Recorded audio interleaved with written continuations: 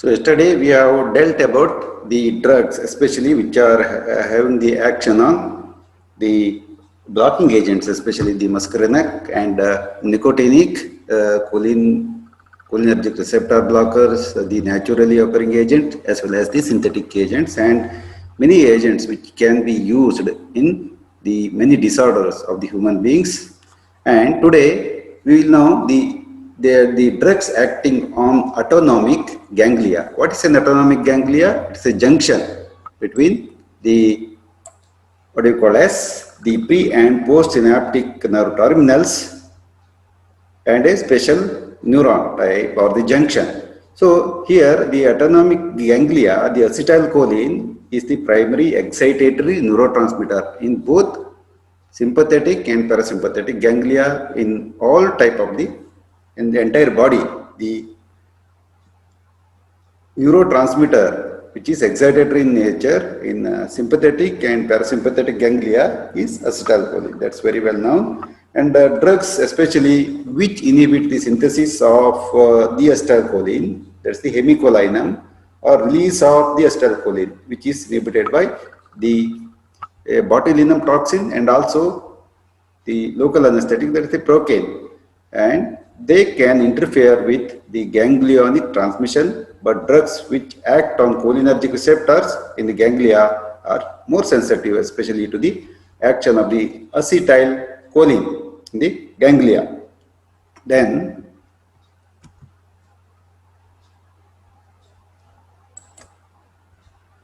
so this is also the acetylcholine is going to act on the postsynaptic receptors in the autonomic ganglia and going to excite it. So in addition to the dominant nicotinic type of the NN, means neuronal type of the nicotinic receptor action, this mediate the preliminary rapid depolarization of ganglionic cells, and there are subsidiary muscarinic M1, M2, adrenergic, dopaminergic, amino acid and peptidergic receptors. So here, apart from this acting on the NN type of the receptor, the acetylcholine in the ganglia is going to act on the many other cells which are present on the postganglionic cells, like the receptor like muscarinic M1 type of the receptors and M2, adrenergic receptors, maybe many. I will find beta type, dopaminergic, dopamine 1 and 2, and the GABA and glycine receptor. They are called as the amino acid and the peptidergic receptor, like adenosine triphosphate, ATP and other receptors are also, it is going to act. That's why you cannot expect the acetylcholine to act on only on the, what do you call as the nicotinic type of the receptor. These bring about the secondary, slowly developing but longer lasting changes in the membrane potential. That's the both positive and negative, because there are on the postganglionic membrane there will be either inhibitory or excitatory receptors. So what we can get the action is either it may be positive or negative, and we have to take the summation of every action. And the separate catecholamine like the noradrenaline and dopamine, and also the amino acid transmitters containing cells are present in ganglia, but peptides are released from preganglionic cholinergic terminals themselves. See, these many type of the peptide autocoids, or many times they are going to release and they are going to act apart from that of the noradrenaline and dopamine. Thus, this autonomic ganglia it is not mediated by only one transmitter, one cell junction, but it's a very complex system capable of local adjustments in the level of the excitability. So, on the postganglionic neuronal fibers, so the many type of the receptors are present, starting from the NN and the M1, M2, adrenergic, dopaminergic, and apart from this thing, especially in the CNS system, the GABA and glutamate, etc. receptors are also present. And the many times such action, so you cannot say simply expect the action based on one receptor. It is a action related by multiple receptor subtypes. And now let us see what's a ganglionic stimulant. Ganglionic stimulants are the one which are going to stimulate the ganglia. And here we have got two types of the stimulant. One is selective nicotinic agonists and non-selective, and they are also muscarinic agonists. And in case of selective nicotinic agonists, the classical example is the nicotine in small doses, whereas the lobeline is also from the Nicotina lobelia. And another drug example is dimethylphenylpiperazinium, or it's also short formed as DMPP. And another thing is the tetramethylammonium, or the TMA, and another drug, that's the varenicline, is the another drug, whereas the non-selective muscarinic agonists, the examples are the acetylcholine, carbachol, pilocarpine, anticholinesterase agents. And another drug is MCN 343A. MCN 343A is another drug. So please remember that the examples of the selective nicotinic agonists are the nicotine in small dose, lobeline, dimethylphenylpiperazinium, then the tetramethylammonium, and varenicline. And also the non-selective muscarinic agonists, please see the acetylcholine is also a non-selective one. Apart from this one, the carbamyl choline chloride, carbachol, and the blocking agent, the pilocarpine, and many anticholinesterase MCN 343A are the example. Please remember the classical examples of each category.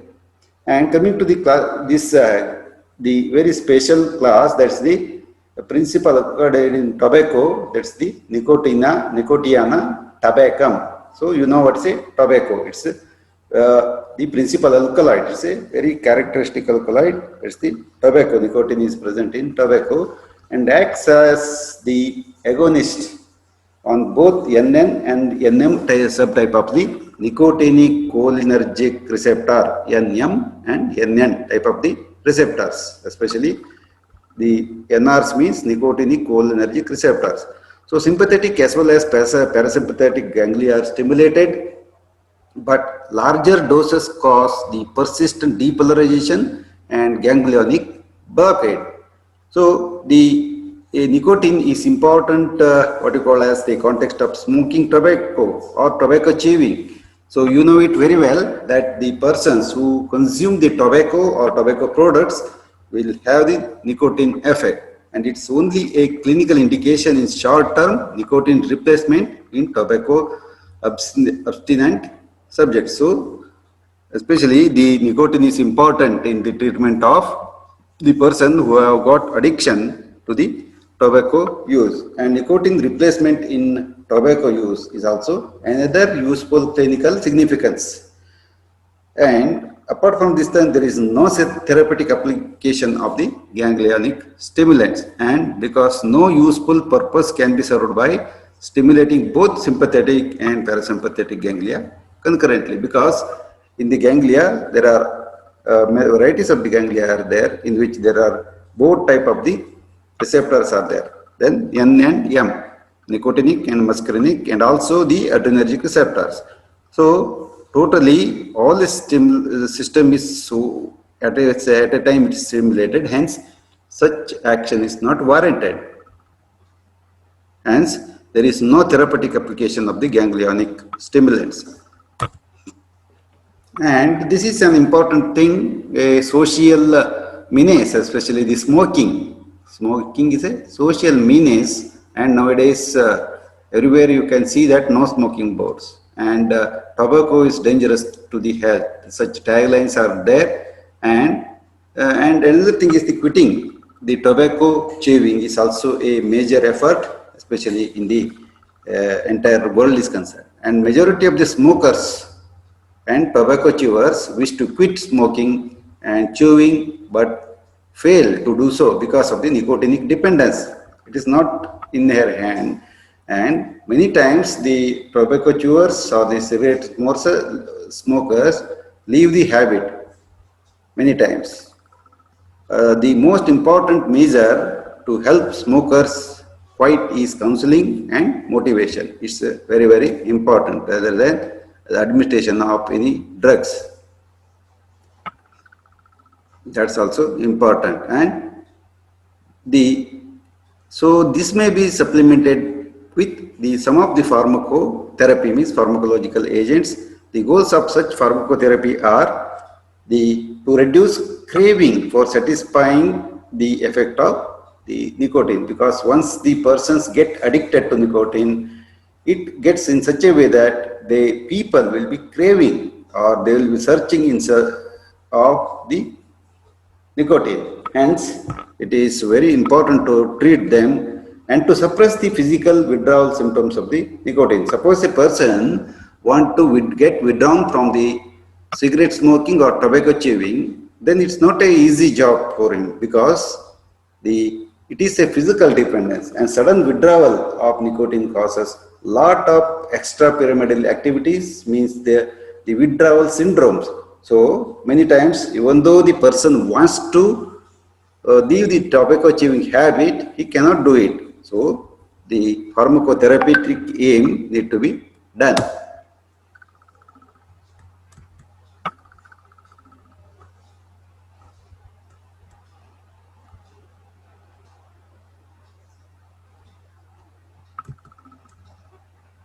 The drugs currently utilized for the above goals are nicotine replacement, one, then another thing is the partial agonists of alpha 4 beta 2 receptors, especially the NRs or varenicline, and antidepressants, especially that's the bupropion. Bupropion is a antidepressant that can be used in the withdrawal of nicotine symptoms. Then the nicotine is applied as a transdermal patch. That's the treatment used in the persons who want to get withdrawn from the tobacco chewing or tobacco addiction. So this patch formulation of nicotine is applied once daily on hip, abdomen, chest, upper arm as an aid to smoking cessation. So this is an alternative line, so that the nicotine transdermal patches are applied on the body surface, so that a small quantity of the nicotine is going inside, so that sudden withdrawal will not happen.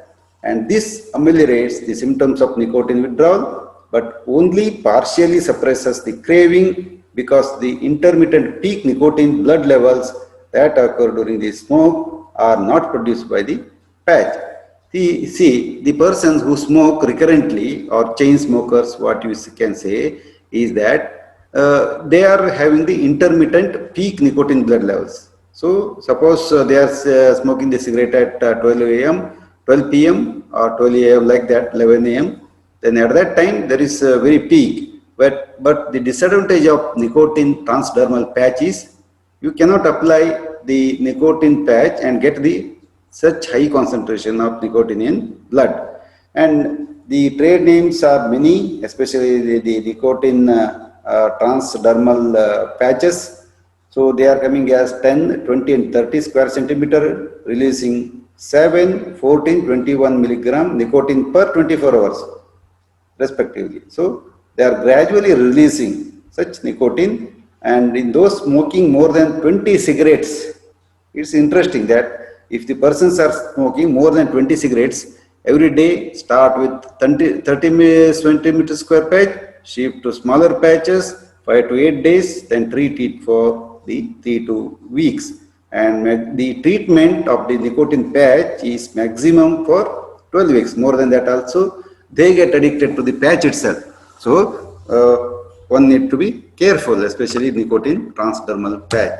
And this is the nicotine transdermal patch which is applied on the right arm, or also on the abdomen or stomach, wherever it can be applied.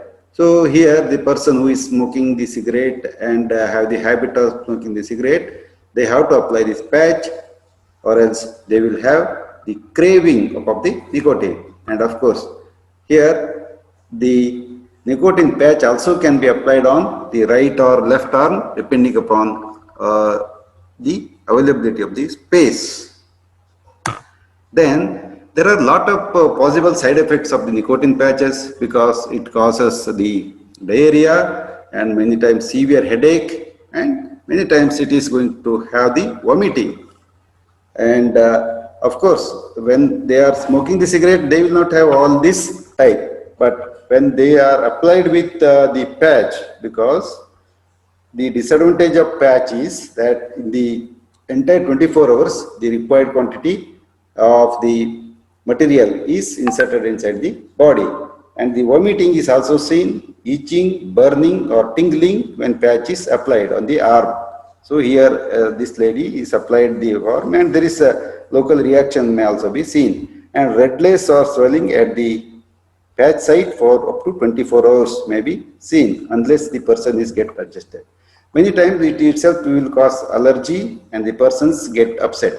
And sometimes the stomach upset or the pain in the stomach due to the nicotinic effect, and the dizziness and vertigo and many other clinical signs of the nicotinic cholinergic receptor stimulation is seen.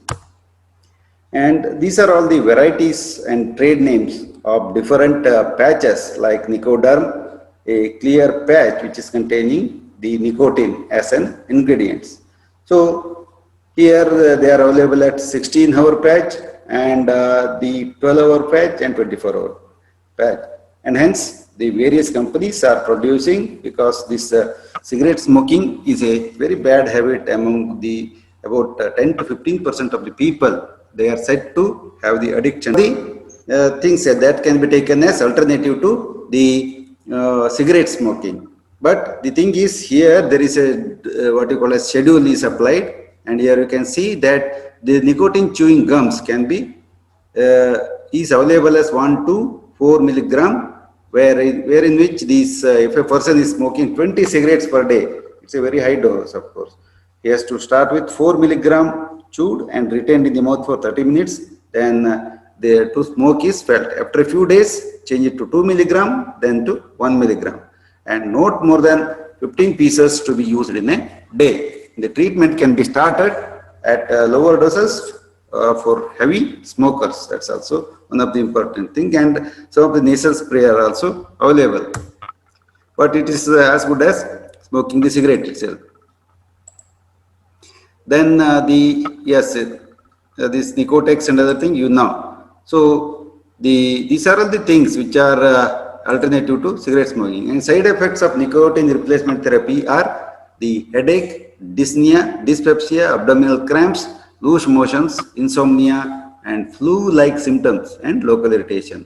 And these are all the side effects. And vasospastic angina may also be precipitated. That also makes the angina, and cardiac arrhythmias and ischemic heart disease are the contraindications of the patches or the gums. And another drug known as the varenicline, this is a alpha-4 beta-2 subtype. The nicotinic receptor selective partial agonist has been marketed in many countries, but and also to help the smoking cessation, because in anti-addiction centers, many anti-addiction centers are there. So there this drug is very commonly used. And the recent evidence has shown that the reward or reinforcing action of nicotine is exerted through alpha-4 beta-2 type of the receptors, especially in the nerves, which are mainly localized in the nucleus accumbens and other mesolimbic areas. So this alpha-4 and beta-2 type of the receptors are there. And activation of these the receptors, nicotinic type of the receptors by nicotine induces dopamine release, which produces feeling of satisfaction, reward of his reinforcing effect. See how the drug is acting on the brain to reduce the habit of the tobacco. It activates these alpha-4 and beta-2 type of the receptors, and because of this thing, dopamine is released. Hence, it produces feelings of the satisfaction or reward of reinforcing of the cigarette. So the person can leave the cigarette addiction. And since this varenicline is a partial agonist at both of these receptors, alpha 4 and beta 2, it provides some level of nicotine substitution but blocks the reward of effect of smoking. That's one of the maybe side effect. And clinically, it has been found to reduce craving as well as nicotine withdrawal symptoms in those who suddenly stop smoking. So I think you can advise this drug to those persons who are smoking, but it should be strictly taken by the prescription of a qualified medical practitioner and also in the anti-addiction centers. So these are all the drugs used on those anti-addiction centers. And the varenicline is not entirely safe, but there are varieties of the side effects are there.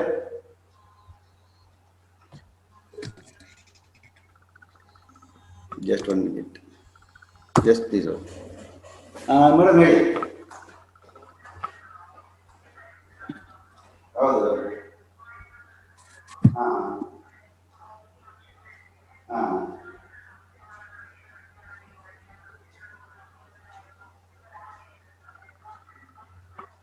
ಅದು ಇದರಲ್ಲಿ ಇದೆ ನೋಡಿ, 9ರಿಂದ 15 ಇದೆ. ಹೌದು, ಎನ್ಕ್ಲೋಸರ್ಸ್ ಇದೆ ನೋಡಿ, ಅದು ಬಂದಷ್ಟು ನಾವು ಸಪ್ರೇಟ್ ಇಷ್ಟು ಮಾಡಿದ್ದೀವಿ. ನಾವು ಕೊಟ್ಟಂತ ಫೈಲ್ ಇದೆ. ಹೌದು, 2 ಮರ ಕೊಟ್ಟಿದ್ದಾರೆ, ಅದು 2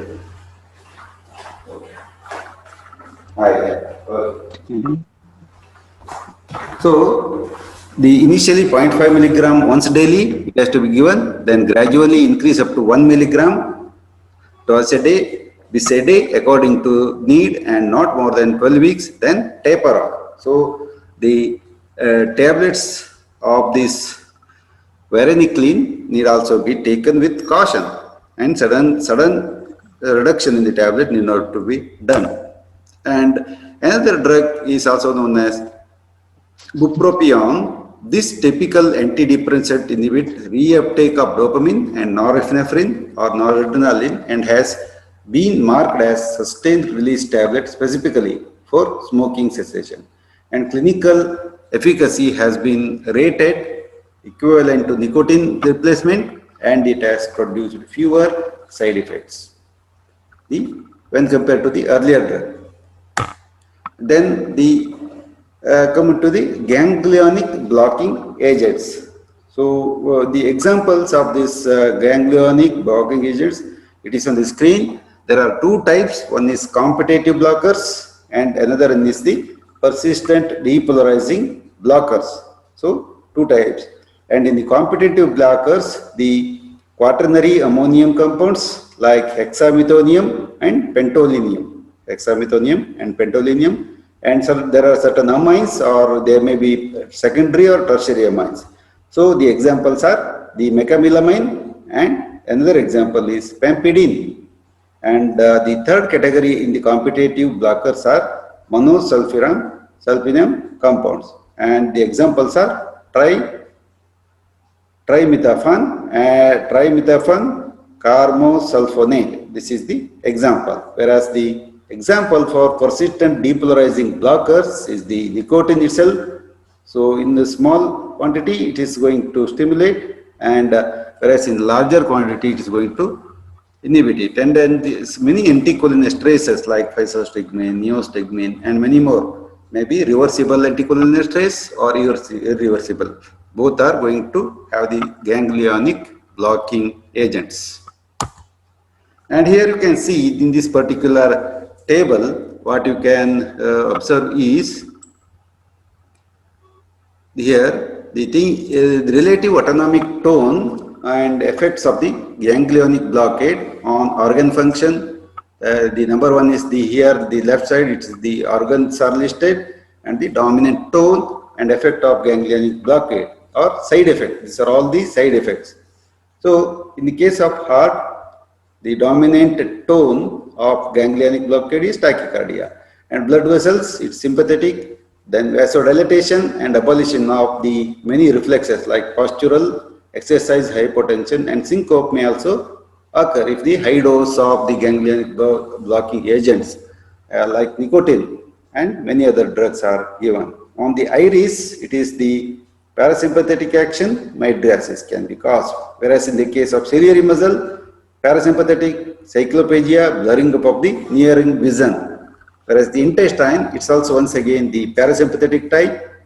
There is decreased motility, distension or constipation is also seen. In case of the bladder, the parasympathetic decreased tone or difficulty in maturation. And on the male sexual organ, both the effects are there, parasympathetic and sympathetic, in which the inhibition of the erection and inhibition of the ejaculation are ultimately leading to impotence is seen. Whereas in case of salivary glands, the effect dominant tone is parasympathetic, and the inhibition of salivation or dryness of the mouth and difficulty in swallowing and talking may also be seen. And on the sweat glands, sympathetic action, inhibition of the sweating, or is also known as anhidrosis, so inhibition of sweating.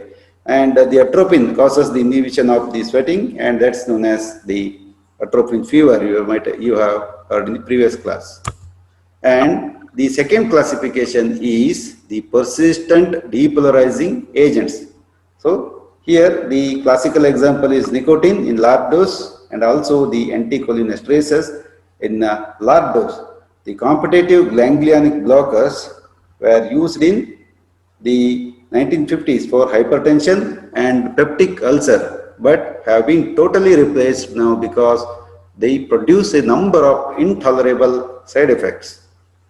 So these are all in fact, these side effects help in understanding the relative roles of the sympathetic and parasympathetic divisions in regulating the various organ functions, especially the brain. And trimethophan is another drug which is an ultra short acting ganglionic blocker. So it has been occasionally infused IV to produce controlled hypotension, and also in the hypotensive emergency due to the aortic dissection. And another drug is the mecamilamine, either alone or in combination with nicotinic patch. It has been tried for smoking cessation, and it appears to block the reward effect of nicotine and improve persistent rate compared to the placebo. When compared to the double-blind placebo studies, it is happening, and the constipation occurred in many subjects and is not a FDA approved drug. It's not an approved drug. That's why there is at present no clinical relevance of the ganglionic blockers. So their clinical role nowadays, earlier they were used, and nowadays they are being replaced with the modern agents, maybe tricyclic antidepressants, and also the reuptake inhibitors, especially the 5-HT reuptake inhibitors are used nowadays rather than these drugs. And that's about this thing, especially the anticholinergic drugs. And now we will move on to the adrenergic block. Adrenergic drugs are concerned. These drugs, especially adrenergic drugs, we have to come. And there are once again these adrenergic drugs. Now we have already finished the cholinergic drugs. Of course, few of the drugs in the adrenergic system are there. And once again, just for your memory, there are direct sympathomimetics, adrenaline, noradrenaline, and isoprenaline, and phenylephrine, methoxamine, xylometazoline, salbutamol, and many others. And indirect sympathomimetics are the one, especially they are acting on the adrenergic neuron to release norepinephrine, which acts on the adrenoceptors. And mixed action sympathomimetics are directly acting on the ephedrine, dopamine, and methamphetamine. And the action of these agents, adrenaline is most tissues have been clearly, it is seen and clearly differentiated into those mediated by alpha or beta receptors depending on the predominant type of the receptors. So the actions here, you can see the actions of the adrenaline is on alpha 1, alpha 2, beta 1, beta 2, and also the beta 3 type of the reactions. Whereas the noradrenaline, once again, it's also acting on alpha 1, alpha 2, beta 1, beta 3, but not beta 2 type of the action, norepinephrine. So it is not going to act on the beta 2. Whereas the isoprenaline is having beta 1 plus beta 2, beta 3, but not an alpha action. So this you have to remember, so that it becomes very easy for you to remember the further steps. So here the adrenergic responses are there, alpha and beta in the receptors. I think I already covered this thing. Even then, you can see that depending upon the type of the receptors present on different organs, just like the alpha, these arteries, there is a constriction because of the alpha 1 plus alpha 2 action, and the dilatation is because of the beta 2 type of the action. So please remember the type of the receptor, and beta 2 is always relaxing, especially it's also present on the trachea, and the action of the adrenaline causes the relaxation. So heart, the little action, especially alpha action, is not so dominant, especially in case of heart, whereas the stimulation by the cardiac beta 1 type of the receptors, which are going to increase the heart rate, force and conduction of the velocity, and the contraction of the radial muscles of the or which is mydriasis. It's caused by alpha 1 receptor, and it causes the decreased aqueous secretion, whereas the beta action is no effect on iris, slight relaxation of the ciliary bodies and the ciliary muscles, whereas the enhanced aqueous secretion is by the beta type of the receptors. And intestinal relaxation, contraction of the sphincters caused by the alpha and the alpha 1, whereas the intestinal is relaxed by beta 2 type of the receptor. So in the bladder trigone muscle, the contraction is brought by alpha 1 receptor, whereas the detrusor relaxation causes by the beta 2, and the uterus, the contraction of the uterus is going to be by alpha 1, whereas the relaxation to terbutaline or many other things we have already learned, it's true by beta 2 type of the receptor. Whereas the splenic capsule, it causes contraction and relaxation by beta 2 type of the receptor. And neuromuscular transmission, it's facilitated, increases alpha acetylcholine release, and active state prolonged in fast contracting muscle, abbreviated in slow contracting muscle, especially tremors are there in the beta 2 type of the receptor. And insulin secretion inhibited by alpha 2 type of the receptor, and augmented insulin, mild and glucagon secretion by beta 2 type of the receptor. And liver, glucogenolysis, alpha in some species, and liver, there are beta, hyperglycemia is safe, and muscle, glycogenolysis, beta 2, and many more actions. And salivary gland, as study we have learned, potassium and water secretion is through the alpha receptor, and ptyalin, it's a enzyme secretion by beta receptor. And nictitating membrane, it is going to contract in the animals, whereas there is no action of the nictitating membrane through beta receptors. And here you can summarize this like that. It has got varieties of the receptors which are present on eye, dilate pupil, lung, dilate ultimate action, alpha or beta type of the receptor may be, but it is having such actions. Lung bronchioles are going to dilate because of the beta 2 type of the action. Heart, beta 1, it's going to contract, whereas the blood vessels, alpha and beta 2 type of the receptors, and ultimately they are going to constrict because of the alpha 1 type of the receptor. Of course, the gastrointestinal smooth muscle, beta type of the receptor, beta 2 relaxation. And bladder, of course, the ultimate action is relaxation. Uterus, the dominant receptor is beta 2, and ultimately it is going to relax. Here you can see that the spinal cord is connected with varieties of the organs through the ganglia. Spinal cord, the gray matter, white matter, then the ganglia and several organs. And the important actions of the adrenaline already we have learnt in the earlier table.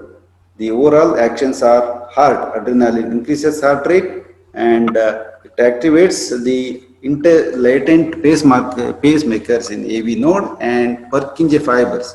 And arrhythmias can occur with high doses that raise BP markedly. And raised BP reflexly depress the sinoatrial node and unmask the latent pacemakers. And so if you know the type of the receptors here in the heart, especially the parasympathetic and sympathetic nerves, both are they are acting on the heart through the M1 receptor and also not the beta 1 type of the receptor and M2 type of the receptors. So here raised BP reflects the depress the sinoatrial node and unmask the latent pacemakers. Whereas the certain anesthetic like chloroform, halothane sensitize the heart to arrhythmias actions of the adrenaline. And idioventricular rate is increased in patients with complete cardiac block. So you can expect the block, especially in case of the sympathetic stimulation. And force of cardiac contraction is increased because of the action of the adrenaline, and development of the tension as well as relaxation is accelerated. Thus, the contraction of the ventricle, or it's also known as systole, is shortened more than the diastole. And cardiac output and oxygen consumption of the heart are markedly, it is increased. And the conduction velocity through AV node, bundle of His and atrial and ventricular fibers is increased. Cardiac conduction velocity is increased and partial AV block may be overcome by this thing. And refractory period of for all types of the cardiac cells is reduced so that the heart beats fast. So all these cardiac actions are predominantly due to beta 1 type of the receptors, beta 1, and in the case of my M1, my muscarinic 2 type of the receptor. But when BP rises markedly, reflex bradycardia occurs due to the stimulation of vagus. This is the usual response seen in when the noradrenaline is directly injected. That's we have seen in the initial contraction followed by the relaxation.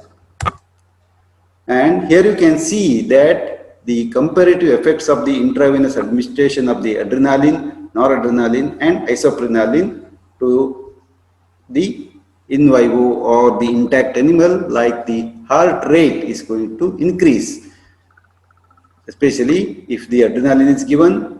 Noradrenaline, of course, or norepinephrine, it's going to decrease, and isoprenaline, it's very potent cardiopotent drug, isoprenaline. And especially in case of the all the actions of the heart are increased by the administration of adrenaline and noradrenaline also, whereas the isoproterenal is going to decrease the diastolic pressure and it is also going to decrease the mean blood pressure. And the blood flow to the skin, skeletal muscles, skin, etc., they are going to, majority of them are increased in case of adrenaline, whereas slightly they are increased if you administer the noradrenaline. Whereas the isoproterenal, of course, either there is an increased action. The bronchial muscles, especially, they have got the beta 2 type of the receptor, and the adrenaline is the one which is going to act on them and cause the relaxation. Also the isoprenaline, whereas the norepinephrine is not having any action on the beta 2 type of the receptors. And the intestinal cells, of course, once again the beta 2 type of the receptors are there and they are going to decrease the intestinal muscle contraction. Almost all adrenaline, noradrenaline and isoproterenol, they all three reduce the intestinal muscle contraction to different extent.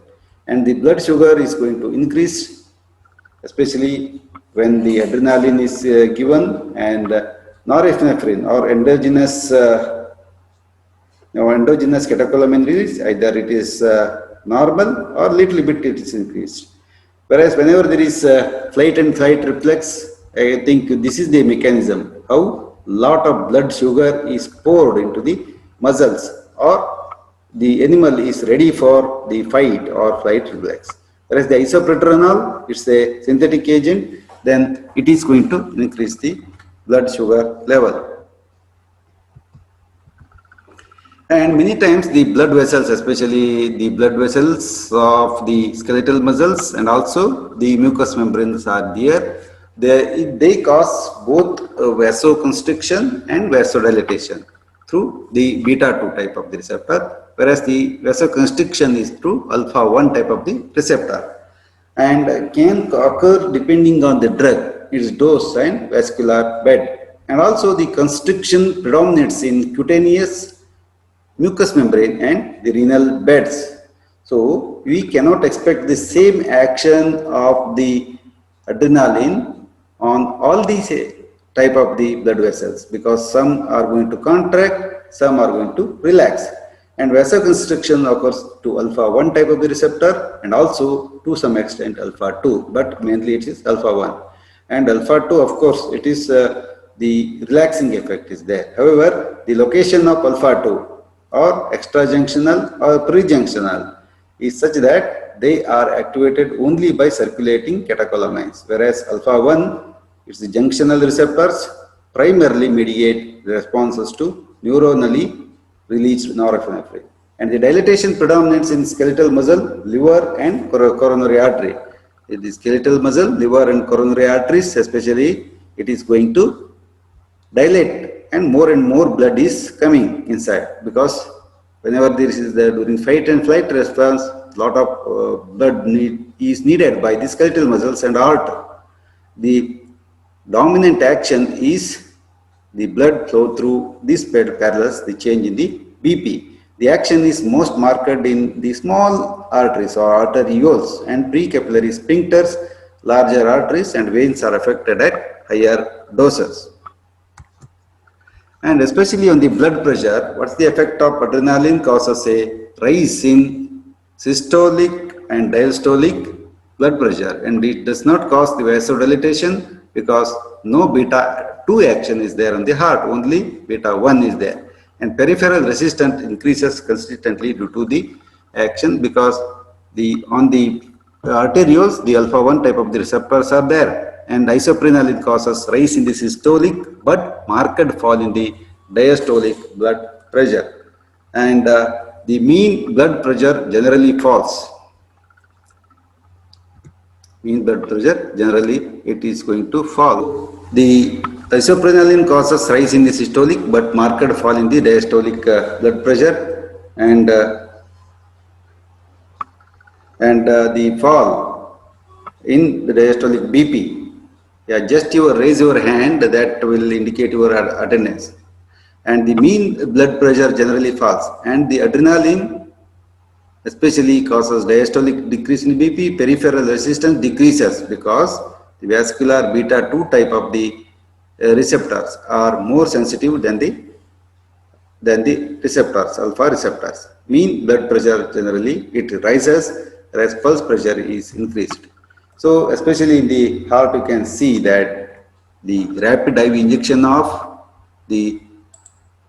especially the adrenaline causes a sudden marked increase in both systolic as well as the diastolic blood pressure. The BP returns to normal within a few minutes, and secondary fall in BP follows because of the peripheral vasodilatation. The mechanism is rapid uptake of dissipation of the adrenaline concentration, and around the receptor is reduced. Low concentrations are not able to act on the receptors but continue to act on beta 2 receptors. So when an alpha blocker has been given, then only fall in BP is seen. That's known as the Dale's reversal phenomenon. Already we have learned it.